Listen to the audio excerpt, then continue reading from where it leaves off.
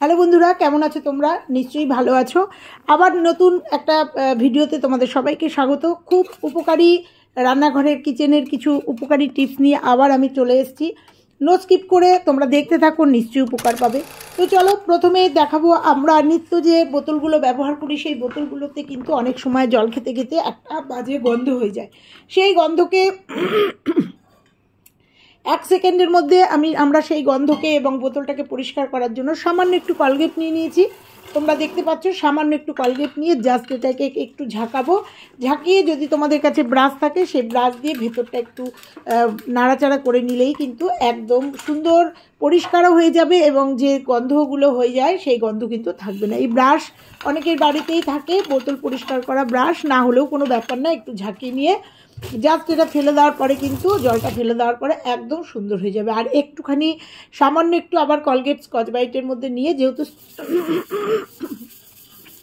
স্টিলের এটা জল খাওয়ার বোতল, জাস্ট একটুখানি ডলে নেবো, বাইরেটাও পরিষ্কার হয়ে যাবে। একদম নিট অ্যান্ড ক্লিন চকচকা কতটা পরিষ্কার হবে তোমাদের একদম অন ক্যামেরায় তোমাদের দেখিয়ে দিচ্ছি। তো দেখো, একদম কিন্তু চকচকে পরিষ্কার হয়ে যায়। আর এই সমস্ত বোতলগুলো কিন্তু জল খেতে খেতে আমাদের একটা গন্ধ হয়, সেই গন্ধ দূর করতে কতটা পরিষ্কার হয়েছে তোমরা দেখে নাও, নিজেরাই দেখে নাও।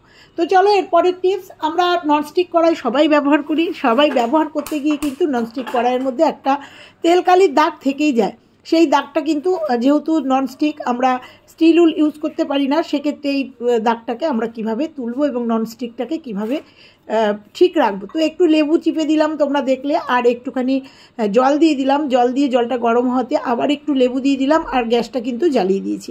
এইবার আমি একটুখানি খাবার সোডা দিয়ে দেবো, আর একটা কাঁটা চামচ দিয়ে আমি লেবুর খোসাটা দিয়ে জাস্ট গ্যাসটা জ্বালানো অবস্থায় জাস্ট একটু ডলে নেব।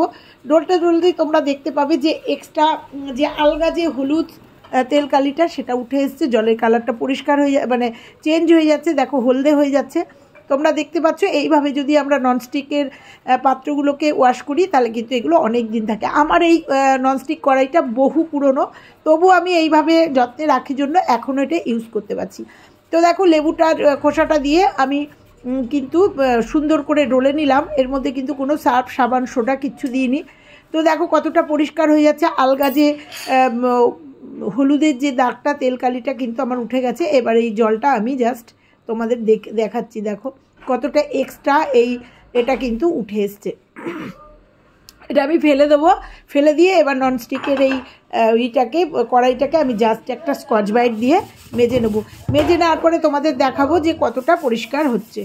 তো এইভাবে যদি ননস্টিকের জিনিসগুলো আমরা ব্যবহার করি এবং যত্ন করি, তাহলে কিন্তু অনেক দিন পর্যন্ত এই জিনিসগুলো আমরা ব্যবহার করতে পারি। দেখো, আমি কিন্তু কোনো সার্ফ সাবান দিইনি, সুন্দর করে একটা স্কচ ব্রাইট দিয়ে ডলে নিয়ে ধুয়ে নিয়ে তোমাদের সামনে দেখালাম যে এক্সট্রা যে তেলকালিগুলো, যে তেল হলুদের দাগগুলো, সেগুলো কিন্তু সম্পূর্ণ উঠে গেছে এবং কড়াইটা কিন্তু একদম নতুনের মতো ঝকঝকে হয়ে গেছে। তো চলো, এর পরের টিপসটা তোমাদের দেখাই। আমরা স্টিল উল যখন ব্যবহার করি, অনেক সময় স্টিল উলের ধারে আমাদের যখন বাসন মাজতে যাই, আমাদের কিন্তু হাতে অনেক সময় লাগে, হাতে লেগে যায় এবং হাতে খসখসে হয়ে যায়, বা এগুলো মাজতে, বা অনেক গ্লাস টাসের ভেতরে স্টিল উল ঢোকে না, নিচের তলাটাগুলো আমরা মাজতে পারি না। সেক্ষেত্রে আমি স্টিল উলটা যদি ব্যবহারযোগ্য করে ফেলি, খুব সুন্দর করে ব্যবহারের যে কোনো জায়গায়, গ্লাসের তলায় বা ঘটির তলায় অনায়াসে চলে যায়। তার জন্য কিন্তু আমাদের হাতটাও কিন্তু খুব বেঁচে যায় স্টিল উলের এই ধারের থেকে। তো সেই জন্য আমি একটা ছোট্ট থামস আপের বোতল নিয়েছি। বোতলের মুখটা আস্তে করে একটাকে ফুটো করে নেব। তো ফুটে করে নিয়ে দেখো, এরকম বোতল আমরা কিন্তু ফেলেই দিই। সেই বোতলটা ফেলে না দিয়ে থামস আপের এই বোতলটা গলার কাছ থেকে আমি জাস্ট একটু কেটে নেব। তোমরা দেখো, আমি গলার কাছটাকে সুন্দর করে কেটে নিয়ে খুব সুন্দর একটা মাজনি বানিয়ে নিচ্ছি। আর এইভাবে যদি তোমরা বানিয়ে নাও, আমাদের যে বাসনগুলোতে হাত একদম নিচে যায় না, সেগুলো কিন্তু অনায়াসে আমরা স্টিল উল দিয়ে পরিষ্কার করে নিতেই পারি। এবং স্টিল উলটা কিন্তু আমরা সহজেই ব্যবহার করতে পারি হাত না লাগিয়ে।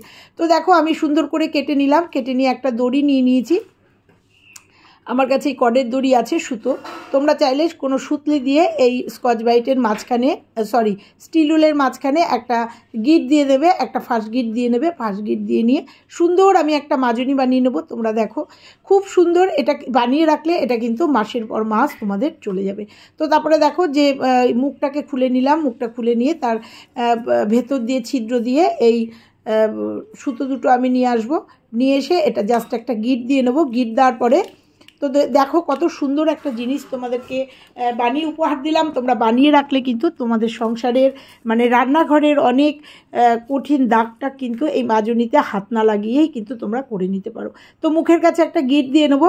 তোমরা গিট দিয়েও নিতে পারো। তো এখানে আবার একটা পুঁতিও তোমরা সেট করে দিতে পারো যাতে ছিদ্রটা বেরিয়ে মানে গিটটা বেরিয়ে না যায়। তো দেখো এটা বেরিয়ে যাচ্ছে জন্য আমি এখানে একটা পুঁতি দিয়ে নেবো। তোমাদের বাড়িতে যে কোনো পুঁতি তো আমাদের থাকেই, তো যে কোনো একটা পুঁতি। তো আমার কাছে একটা মুক্ত পুঁতি ছিল, সেই পুঁতিটা আমি এখানে জাস্ট একটুখানি সেট করে দেবো। তো দেখো একটা মুক্ত পুঁতি ঢুকিয়ে নিয়েছি, নিয়ে এখানে একটা গিট দিয়ে দিলে এটা কিন্তু সুন্দরভাবে সেট হয়ে যাবে, শক্তভাবে সেট হয়ে যাবে, আর মাজার সময় কিন্তু ঢিলে ঢালা হবে না।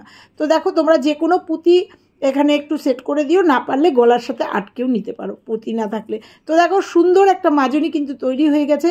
এবার আমি মাথাটা কেটে ওখানে একটা গিট দিয়ে নেবো। তো দেখো এটাকে কিন্তু আমরা ইউজ করে ঝুলিয়ে রাখতে পারবো।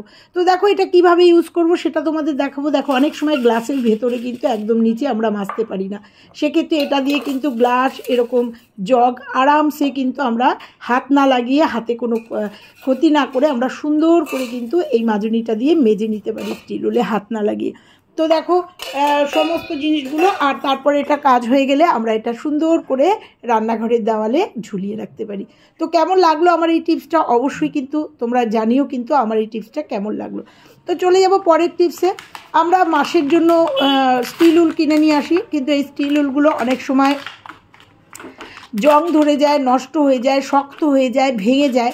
তার জন্য একটা ছোট্ট টিপস তোমাদের সঙ্গে শেয়ার করব, নিশ্চয়ই ভালো লাগবে। তো স্টিল উলগুলো আমি নিয়ে নেব একটা ফ্রাইং প্যানে, আর এটাকে কি করব তোমরা দেখো, এটা অনেক দিন পর্যন্ত আমাদের চলবে, জং ধরবে না, নষ্ট হবে না, শক্ত হয়ে যাবে না, ছিঁড়ে যাবে না। এটা অনেক দিন মানে মাসের পর মাস আমাদের চলে যাবে। এই 4টে স্টিল উল আমার মাস দুয়েক চলে যাবে। তো গ্যাসটা জ্বালিয়ে দিয়ে একটা ফ্রাইং প্যান বসিয়ে দিলাম। ফ্রাইং প্যান বসিয়ে দিয়ে এর মধ্যে একটু জল দিয়ে দেবো। এখানে একটু জল দিয়ে দেবো। জল দিয়ে তোমরা দেখতে থাকো, এই টিপসটাও কিন্তু ভীষণ উপকারী একটা টিপস। তো এর মধ্যে জল দিয়ে দেবো, জলটা গরম হওয়া পর্যন্ত ওয়েট করব। তারপরে এর মধ্যে দিয়ে দেবো একটুখানি ভিনিগার। ভিনিগারটা এই জন্যই দেবো, ভিনিগারটা দিলে পরে ওই স্টিল উলগুলোতে কিন্তু আর জং ধরবে না। কারণ আমরা অনেক সময় দেখেছি স্টিল উল ব্যবহার করতে করতে জং ধরে গিয়ে ঝুরঝুর করে হাতের মধ্যে ছিঁড়ে চলে আসে। তো দেখো গরম হয়ে গেছে। এবার ওই স্টিল উলগুলো আমি 4টে স্টিল উল এর মধ্যে দিয়ে দেবো। এই 4টে স্টিল উল আমার কিন্তু 2 মাস পর্যন্ত চলে যাবে এইভাবে যদি আমি ব্যবহার করি। তো স্টিল উলগুলো আমি একবার উল্টে দেবো। উল্টে দিয়ে ফুটানোর কোনো দরকার নেই, জাস্ট 2 মিনিট এর মধ্যে রেখে এই উল্টে দেবো। উল্টে দেওয়ার পরে এগুলোকে নামিয়ে নেব, একদম জল ঝরিয়ে নেব। তারপরে দেখবে যে স্টিল উলগুলো কত মজবুত, শক্ত এবং সুন্দর হয়েছে। তো দেখো হয়ে গেছে। এইবার আমি এই স্টিল উলগুলোকে তুলে নেব একটা পেপারের উপরে। গ্যাসটা বন্ধ করে দিয়েছি, বন্ধ করে দিয়ে একটা পেপারের উপরে তুলে নেব। পেপার থেকে জলটা সোপ করে গেলে তোমরা দেখতে থাকো। তো একটুখানি গরম জলে গ্যাসটা বন্ধ করে দেওয়ার পরেও 2 মিনিট মতো রেখে দিলাম এর মধ্যে, জাস্ট এটা একটুখানি শক্ত হওয়ার জন্য। তো দেখো দিয়ে দিয়েছি। এইবার এটার মধ্যে আবার একটুখানি উল্টে নেব। উল্টে নেওয়ার পরে কিন্তু একটা চিমটে দিয়ে এটাকে আমরা তুলে নেব। খুব সাবধানে কাজ করতে হবে যেহেতু গরম। তো আমি একটা চিমটের সাহায্যে এটা কিন্তু সুন্দর করে জল থেকে ঝাঁকিয়ে ঝাঁকিয়ে আমি একটা পেপারের মধ্যে তুলে নেব। পেপারের মধ্যে তুলে নেব, তার কারণ হচ্ছে এক্সট্রা যে জলটা, সেই জলটা কিন্তু আমার পেপার সোপ করে নেবে। তো দেখো আমি পেপারের মধ্যে প্রত্যেকটা স্টিল উলগুলোকে তুলে নিচ্ছি। এইরকম ছোট ছোট পদ্ধতি যদি আমরা কিচেনে মানে রান্নাঘরে মেনটেন করে চলি, তাহলে কিন্তু আমাদের অনেকটা সাশ্রয় হয় এবং সংসারের অনেক খরচ বেঁচে যায় এবং আমাদের জিনিসগুলো সুন্দরভাবে আমরা ব্যবহার করতে পারি। তো দেখো আমি একটা পেপারের উপরে নিয়ে নিয়েছি। পেপারের উপরে নিয়ে এই পেপারের মধ্যে আমি জলটাকে পুরো সোপ করে দেবো।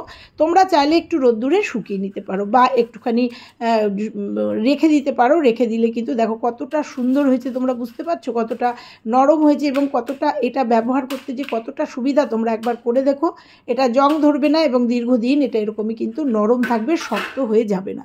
তো দেখো এই 4টে স্টিল উল আমি একবার রোদ্দুরে দেবো, রোদ্দুর থেকে ফিরে আসবো।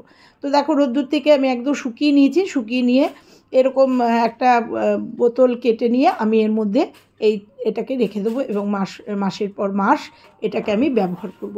তো এটা এক জায়গায় থাকবে যাতে ছড়িয়ে ছিটিয়ে না থাকে। পরের টিপসে চলে যাব। আমরা রান্নাঘরে কাজ করার পরে সিঙ্কে কিন্তু মাছ মাংস ধোয়ার পরে সিঙ্ক দিয়ে একটা আস্তে গন্ধ বেরোয়। সিঙ্ক কিন্তু পরিষ্কারের জন্য এটা নয়, সিঙ্কে একটুখানি মানে সুন্দর গন্ধযুক্ত এই আস্তে গন্ধ দূর করার জন্য জাস্ট 1 টাকার একটা শ্যাম্পু নিয়ে একটুখানি সিঙ্কটাকে রান্না টান্না হয়ে যাওয়ার পরে একটুখানি জাস্ট একটু ডলে দেবো। ডলে দেওয়ার পরেই কিন্তু সিঙ্কের মধ্যে এই শ্যাম্পুর এই ক্লিনিক প্লাসের গন্ধটা খুব সুন্দরভাবে ছড়িয়ে যাবে। খুব সুন্দর গন্ধটা। তোমরা চাইলে যে কোনো শ্যাম্পু নিতে পারো। আমি 1 টাকার একটা স্টিপ এর মধ্যে দিয়ে সিঙ্কটাকে জাস্ট একটু ডলে নেব, কারণ আস্তে গন্ধ টন্ধগুলো থাকলে পরে রান্নাঘরে একটা বিচ্ছিরি গন্ধ বেরোয়। তো ওই সিঙ্ক থেকে গন্ধ মুক্তির জন্য 1 টাকার একটা শ্যাম্পু দিয়ে একটুখানি রান্নার পরে একটু ডলে নিয়ে ধুয়ে নিয়ে একদম পরিষ্কার হয়ে যাবে। তো এই ছোট ছোট টিপসগুলো মেনটেন করলে অবশ্যই আমাদের উপকার হবে। লাস্ট টিপস তোমাদের সঙ্গে শেয়ার করব। দেখো, আমরা এই যে সুইচ বোর্ড ব্যবহার করতে করতে সুইচ বোর্ডে কিন্তু বিশেষ করে সাদা সুইচ বোর্ডে কিন্তু আঙুলের নোংরা টোংরাগুলো লেগে যায়। সেগুলো পরিষ্কার করতে করতে আজকে বিদায় নেব। তো আমরা এই সুইচ বোর্ডটা কী করে পরিষ্কার রাখতে পারি, প্রথমে সুইচগুলো অফ করে আর ওই মেনটা অফ করে দিলাম। আর আমাদের করোনার সময় প্রচুর হ্যান্ড স্যানিটাইজার বাড়িতে এসছে এবং সেগুলো কিন্তু এখন ডেট চলে গেছে, ল্যাপস হয়ে পড়ে আছে, সেগুলোকে ফেলবো না।